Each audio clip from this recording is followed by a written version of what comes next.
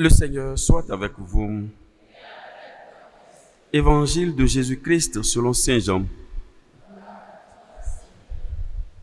En ce temps-là, près de la croix de Jésus se tenaient sa mère et la sœur de sa mère, Marie, femme de Cléophas, et Marie-Madeleine. Jésus, voyant sa mère et près d'elle le disciple qu'il aimait, dit à sa mère, « Femme, voici ton fils. » Puis il dit au disciple, « Voici ta mère. » Et à partir de cette heure-là, le disciple l'a pris chez lui.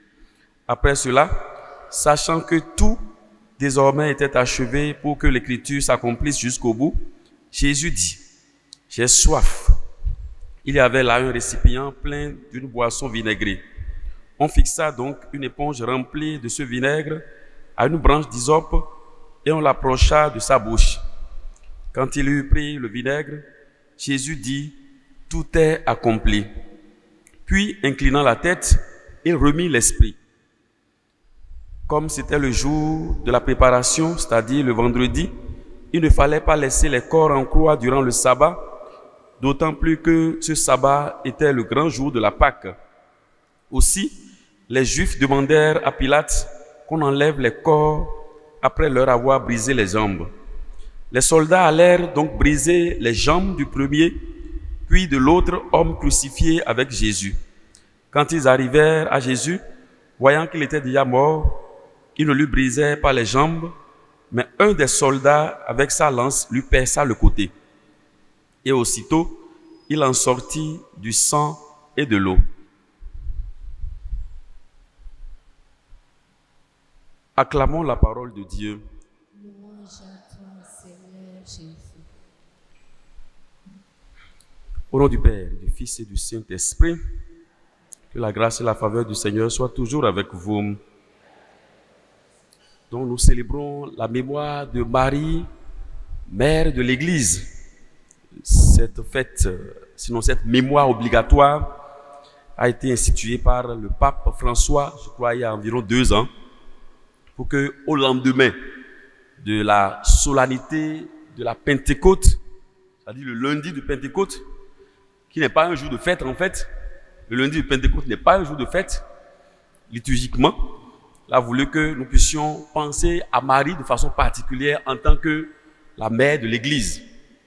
Et je crois que une des raisons qui ont motivé ce choix, c'est parce que vous vous souvenez que après l'ascension de Jésus, les disciples ne sont pas allés se promener, ils ne sont pas allés en promenade. Je l'ai dit hier, ils sont allés au cénacle, dans la chambre haute. Ils ont passé tout le temps à prier. Et le passage du livre des Actes des Apôtres qui nous le rapporte précise que au milieu d'eux, il y avait la mère de Jésus. Donc, ils ont gardé Marie proche en attendant le don, la descente de l'Esprit Saint. Pourquoi? La Vierge Marie a été la première personne, en tout cas dans le Nouveau Testament, à recevoir ce qu'on appelle l'effusion de l'Esprit Saint. On ne l'a pas vu comme ça, mais quand l'ange Gabriel lui est apparu et lui a livré le message qu'il tenait de Dieu le Père pour elle, elle a dit, mais comment cela se fera-t-il puisque je ne connais pas d'homme? L'ange lui a dit, l'Esprit Saint viendra sur toi et la puissance du Très-Haut te prendra sous son ombre. Et c'est ça qui va occasionner le miracle. Ça veut dire quoi? Il n'y aura pas l'intervention d'un homme. Mais après, elle a conçu. Elle-même a constaté qu'elle a conçu puisqu'elle a dit son fiat. Elle a dit, je suis la servante du Seigneur, qu'il me soit fait selon ta parole. En disant ça, on va dire, mais elle a conçu instantanément. Ça veut dire quoi? Dès qu'elle a dit ça, dès qu'elle a donné cette réponse favorable, c'est que instantanément, l'Esprit Saint est descendu sur elle et l'Esprit qui manifeste la puissance du Très-Haut a déployé sa puissance. Et le miracle s'accomplit sans l'intervention d'un homme. Et l'Esprit qu'elle a reçu là, vous voyez, elle-même peut-être n'était pas consciente qu'elle était remplie de l'Esprit Saint. C'est quand elle va rendre la visite, cette visite de charité à Élisabeth, arrivée dans la maison, elle a ouvert la bouche et elle adresse une parole de salutation à Élisabeth. Et la Bible dit Quand Élisabeth a entendu cette parole sortir de la bouche de Marie, après avoir reçu l'Esprit Saint, après la visite de l'ange et la descente de l'Esprit sur elle, elle-même est remplie de l'Esprit Saint. Et elle va dire, mais que me vaut cet honneur, hein, et que la mère de mon sauveur vienne jusqu'à moi. Qui lui a dit ça? C'est l'Esprit Saint qui lui a révélé ce qu'il a déjà accompli là. Donc la Vierge, elle a une grande onction. Beaucoup de gens ne connaissent pas le mystère. Vous ne pouvez pas comprendre le mystère de la Vierge Marie sans comprendre le mystère de Jésus. C'est à la lumière du mystère du Christ, son Fils, que vous pouvez comprendre le mystère de la Vierge Marie. Dieu l'a choisi pour être la mère de son Fils, notre Sauveur. C'est ce que nous savons jusqu'au jour où Jésus, pendu sur la croix, va encore faire une autre révélation de l'autre aspect de sa mission. Donc sa mission n'était pas seulement de mettre au monde Jésus et de disparaître dans la nature. Et il y a de ces gens-là qui ne savent rien lire dans la Bible, qui racontent des choses, qui racontent n'importe quoi. Et je me dis, mais, c'est-à-dire, ils choisissent eux-mêmes des choses qu'ils veulent dans la Bible. Mais sur la croix, vous savez, Jésus a prononcé 7 paroles sur la croix. Il y en a qui étudient les 7 paroles de Jésus sur la croix. Les 7 dernières paroles de Jésus. Et l'une des dernières paroles de Jésus, c'est ce que nous venons d'écouter. On dit, pendant qu'il était pendu sur la croix, il a vu sa mère au pied de la croix. Vous voyez, elle-même a accompli sa mission jusqu'au bout, elle n'a pas fui. Jusqu'au bout, elle était là, au pied de la croix. Et quand il a vu, il lui a adressé une dernière parole. Il lui a dit, femme, voici ton fils. Parce que c'est le seul, de tous les disciples, c'est le seul qui était là. Les autres étaient déjà allés leur chemin, ils ont tous fui. Mais Jean était là. Donc Jean, lui, il représentait tous les disciples de tous les temps. Il représente tous les disciples de tous les temps. Aussi bien les disciples de ce temps-là, que ceux qui vont devenir disciples par la proclamation de la bonne nouvelle. C'est-à-dire, vous et moi. Donc Jean nous représentait et il lui a dit, voici ton fils.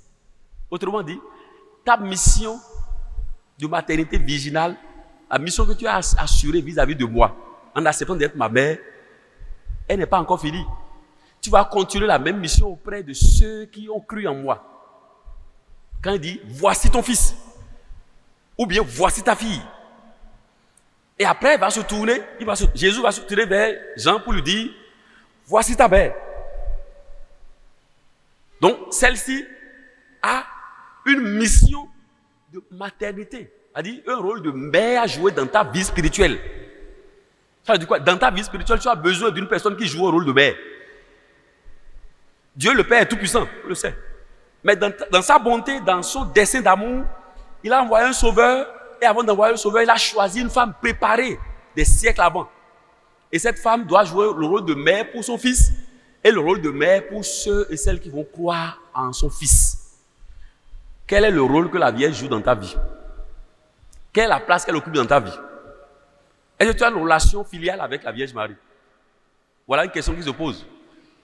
Si tu es membre du corps du Christ, qu'on appelle l'Église, la grande famille des enfants de Dieu, quelle est la place que cette dame joue dans ta vie? Quelle est la place qu'elle occupe plutôt? Autrement dit, où est-ce que tu l'as mise? Si tu l'as acceptée comme mère, elle n'est pas le sauveur. Elle n'est pas Dieu, elle est une créature, mais une créature spéciale. Et si tu l'acceptes comme mère, au quotidien, tu dois dire au moins le chapelet. C'est la prière que ceux qui ont accepté Marie comme Jean, accepté Marie comme mère, font chaque jour en s'adressant à la mère. Et non seulement ils font la prière, mais ils s'en remettent à elle. C'est une manière de lui dire, maman, couvre-moi de ton manteau virginal. Veille sur moi. Ne permets jamais qu'aucune mépreuve m'amène à quitter ton fils pour aller chercher le salut ailleurs. Je me dépose dans ta main. Ça fait 4 ans et j'étais en train de célébrer une messe de veille pascale ici, dans cette église. Et j'ai reçu fortement. J'ai reçu quelque chose de fortement. Qu'est-ce que j'ai reçu? Le Seigneur m'a dit, désormais tu te lèves, tu dis un chapelet de consécration de toute ta personne, de ton mystère à la Vierge Marie. Bon, on n'arrive pas à faire toujours le matin, mais si je n'arrive pas à le faire avant de sortir, Quand je rentre dans la voiture, je le fais avant d'arriver à destination. Donc, un chapelet de consécration. Donc, le chapelet, ce n'est pas seulement de réciter des choses et s'en aller, non. Avant de dire ça, moi, je parle d'abord à la Vierge Marie. Je lui dis, maman, je dis ce chapelet pour me consacrer à toi, te confier toute ma personne, toutes les dimensions de ma personne, mon ministère, tout ce que Dieu a mis en moi, je remets ça dans ta main. Quand j'ai fini de dire ça, je dis le chapelet. Bon, après, je dis les autres mystères. Ça, c'est le mystère joyeux. Il y en a qui ne connaissent pas la place de la Vierge Marie. Bon, vous entendez parler de Marie, mais vous ne savez pas la bénédiction qu'elle représente pour nous. Je dis bien la bénédiction. Elle est une grande bénédiction pour chacun de nous. Ma prière est que chacun de nous, ici présent, nous puissions redécouvrir le rôle et la place que Marie doit occuper dans la vie de chacun de nous. Ce n'est pas elle qui fait les miracles, mais elle déclenche les miracles parce qu'elle a un droit en tant que mère auprès de son fils. Et quand quelqu'un l'accueille comme Jean, l'accueille à l'instar de Jean, l'accueille comme mère, la personne a aussi des droits vis-à-vis d'elle. Elle peut parler de toi à son fils et déclencher un miracle à comptant. Que l'Esprit Saint nous aide à découvrir le rôle de Marie. Un prêtre ghanéen prêchait la dernière fois, c'était le 7e dimanche de Pâques, l'autre dimanche, avant le dimanche d'hier. Et il donnait un certain nombre d'images, des choses, d'attitudes intérieures à avoir pour que la promesse de Dieu s'accomplisse.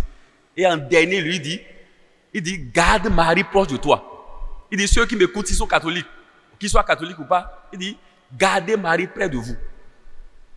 Donc, elle veut être ta mère, mais c'est à toi de la garder tout près de toi. Il dit, garde Marie près de toi, pour que la promesse de Dieu s'accomplisse dans ta vie. Garde Marie près de toi. Les apôtres l'ont gardée au milieu d'eux. Pendant qu'ils priaient, ils attendaient la promesse. Et certains ont même dit, il y a des commentateurs qui disent que c'est sa présence qui a attiré l'esprit.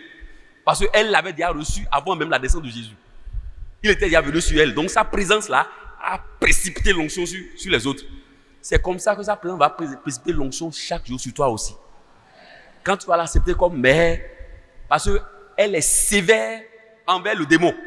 Elle est sans pitié envers le démon. Vous voyez, il y a un berger, quelqu'un qui était berger chez moi, à Glazoué, et il a accompagné une fille qui avait fait 10 ans dans les affaires de mamie, tout ça. Et l'accompagnement a été merveilleux, et à la fin de l'accompagnement, il lui a posé des questions par rapport au regard que les gens posent sur la Vierge Marie dans le monde des ténèbres. Elle dit, si quelqu'un est attaché à la Vierge Marie, si jamais vous prenez le risque d'attaquer cette personne-là, elle dit, qu'est-ce que Marie fait? Elle détruit votre pouvoir. Ce que vous avez mis des années à acquérir progressivement à coup de sacrifice là, en un instant, elle détruit tout. Tu te retrouves à zéro. Et si tu persistes, tu vas disparaître. Elle est sans pitié. Donc, si quelqu'un attaque un enfant de Marie, quelqu'un qui a accueilli Marie comme mère, c'est qu'il est pressé de partir sur la terre, de quitter cette terre-là, quoi. Pourquoi toi, tu ne vas pas l'accepter comme mère? Accepte Marie comme mère. Et si tu acceptes Marie comme mère, elle va t'obtenir chaque jour des miracles à comptant auprès du Fils. Parce qu'elle a une faveur particulière, elle a un privilège unique qu'aucun de nous n'a, même pas les apôtres. Profite de ce privilège-là en l'accueillant chez toi.